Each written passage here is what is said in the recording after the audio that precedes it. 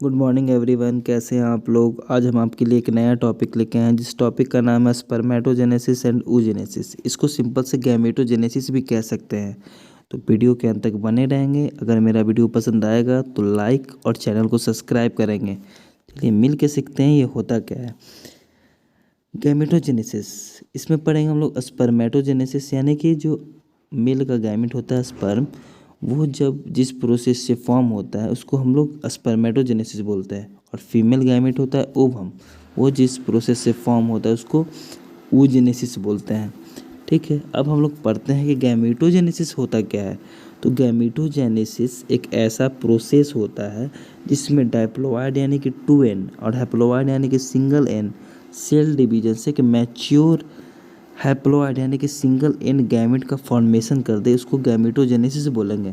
Repeat करूँगा, gametogenesis एक ऐसा प्रोसेस होता है जिसमें डाइप्लोइड यानी कि 2n सेल, ठीक है, और हैप्लोइड यानी कि single N cell cell division से कि मैच्योर हैप्लोइड यानी कि सिंगल एन गैमेट का फॉर्मेशन कर दे, तो उसको हम लोग क्या बोलेंगे, गैमेटोजेनेसिस। ठीक है, मेल गैमेट क्या होता है, स्पर्म। उसके पार्ट्स के बारे में पढ़ते हैं। तो पहला है, इसके मेनली 3 पार्ट है। हेड जो होता है उसमें डीएनए होते हैं, वो 23 क्रोमोजोम कंटेन करता है। दूसरा है एक्रोजोम। एक्रोजोम एक टाइप ऑफ लाइजोजोम होता है जो न्यूक्लियस से अटैच होता है। ये हाइड्रोलाइटिक एंजाइम कंटेन करता है। जो स्पर्म जो होता है वो आउटर लेयर एग जो होते हैं उसको डाइजेस्ट कर लेता है। सेकेंड पार्ट है मिडिल पेस, ये इसमें माइटोकॉन्ड्रिया होते हैं जो कि स्पर्म को एनर्जी देते हैं। थर्ड पार्ट होता है टेल, जो कि स्पर्म को मूवमेंट में हेल्प करता है। अब हम लोग देखते हैं ओवम का पार्ट। इसके फर्स्ट पार्ट है जोना पिलूसिडा, ये थिक मेम्ब्रेन होता है। समटाइम्स पोस्ट फर्टिलाइजेशन यही हो जाता है। ये आउटर प्रोटेक्टिव लेयर है, जोना पिलूसिडा। दूसरा पार्ट है क्रोना रेडिएटा, ये जोना पिलूसिडा से अटैच होता है और ये ओवम को वाइटल प्रोटीन देता है। तीसरा पार्ट है वेटालाइन मेम्ब्रेन, ये प्लाज्मा मेम्ब्रेन इसको बोलते हैं, और जो सब्सटेंस बाहर और अंदर आता है उसको कंट्रोल करने का काम यही करता है, वेटिलाइन मेम्ब्रेन। उप्लाज्म को साइटोप्लाज्म बोलते हैं। ठीक है, ये ओवम को न्यूट्रिएंट्स देता है, बाद में वही ओवम एम्ब्रियो बनता है। ठीक है, जर्मिनाइल वेसिली और जर्मिनाइल स्पोर्ट जो होता है ये न्यूक्लियस के अंदर का पार्ट है। अब हम लोग समझेंगे कि गैमेटोजेनेसिस सिंपली होता क्या है। ठीक है ना, तो वीडियो के अंत तक बने रहेंगे तभी आपको अच्छे से समझ में आएगा। ठीक है ना, गैमेटोजेनेसिस सिंपली गैमेट का फॉर्मेशन हो जाना। ये कहाँ होता है, गोनैड्स में, यानी कि फीमेल के ओवरी में होगा और मेल के टेस्टिस में। मतलब कि गैमेटोजेनेसिस कहाँ होगा, फीमेल के ओवरी में और मेल के टेस्टिस में। स्पर्मेटोजेनेसिस सिंपल सा प्रोसेस है, formation of male germ. Sperm मतलब कि मेल ही जर्म ना होगा, फॉर्मेशन ऑफ मेल जर्म का फॉर्मेशन होना, यानी कि स्पर्म फॉर्मेशन होना स्पर्मेटोजेनेसिस कहलाता है। ये कहाँ होगा, सेमनीफेरस ट्यूब्यूल्स, टेस्टिस के सेमनीफेरस ट्यूब्यूल्स में होगा। इसका शेप होगा थ्रेड लाइक, ठीक है ना, धागे जैसा। देखिए ये है कैसे होता है स्पर्मेटोजेनेसिस, ठीक है ना। तो उसके पार्ट्स कौन कौन से पार्ट्स क्या क्या कहलाते हैं। तो ये कहाँ मैंने बताया था, सेमनीफेरस ट्यूब्यूल्स कौन सा है, spermatozoa, Sertoli cell, spermatid, secondary spermatocyte, primary spermatocyte, tight junction, spermatogonium. यहीं से स्पर्मेटोगोनियम से ही स्पर्मेटोजेनेसिस स्टार्ट होता है। स्पर्मेटोजेनेसिस प्यूबर्टी से लेके ओल्ड एज तक होता है। एक स्पर्मेटोजोआ जो होता है, स्पर्मेटोजोआ, ये करीब 1 मिनट में 1.5 मिलियन का फॉर्मेशन होता है। ठीक है, यह स्पर्म जो होता है ये मैच्योर होता है कहाँ, एपिडाइमिस में। ह्यूमन में देखा जाए तो 13 उम्र के बाद 1 बिलियन स्पर्म का फॉर्मेशन होता है। ठीक है, अब जो टर्म हम लोग देखेंगे स्पर्मेटोजेनेसिस का, ये टर्म है पहला स्पर्मेटोगोनियम। ये जो होता है ये एक जर्म सेल है। ये डाइप्लोइड यानी कि 2n नंबर में होगा। इसमें 44 क्रोमोजोम्स होंगे, 2 सेक्स सेल होंगे। ये स्मॉल होगा, डेवलपमेंट के प्रोसेस में ये होता है। ठीक है, दूसरा टर्म है स्पर्मेटोजेनेसिस का प्राइमरी स्पर्मेटोसाइट।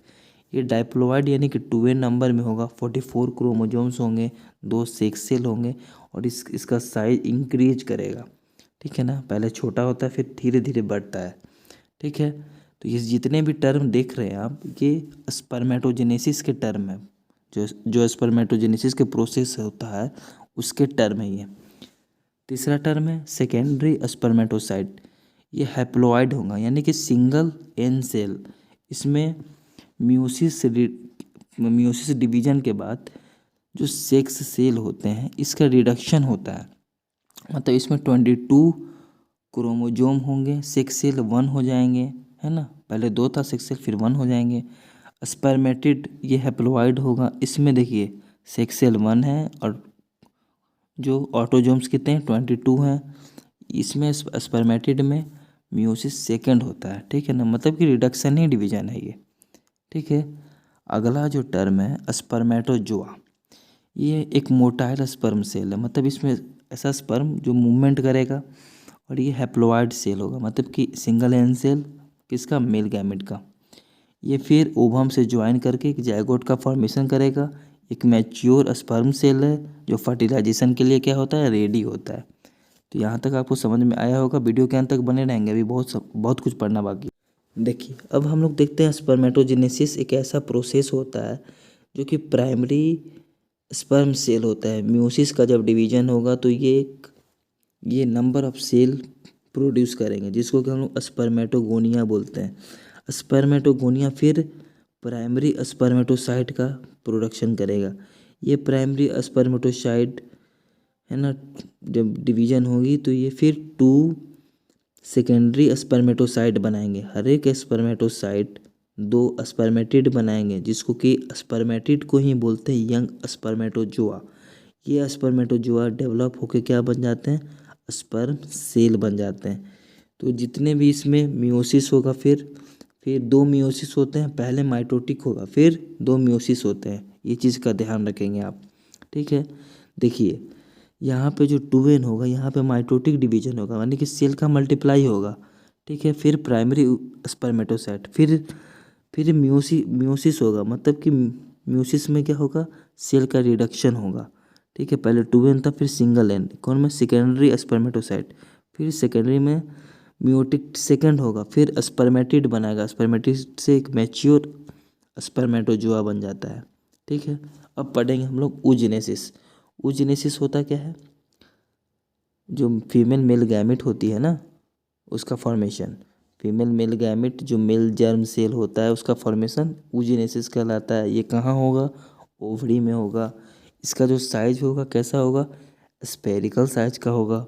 अब हम लोग जो पढ़ने वाले हैं वो oogenesis के टर्म है। पहला टर्म है ओगोनियम। ये डाइप्लोइड यानी कि 2n नंबर में होगा, इसमें 44 क्रोमोजोम्स होंगे, 2 सेक्स सेल होंगे, इसका साइज काफ़ी छोटा होगा और ये डेवलपमेंट के प्रोसेस में होगा।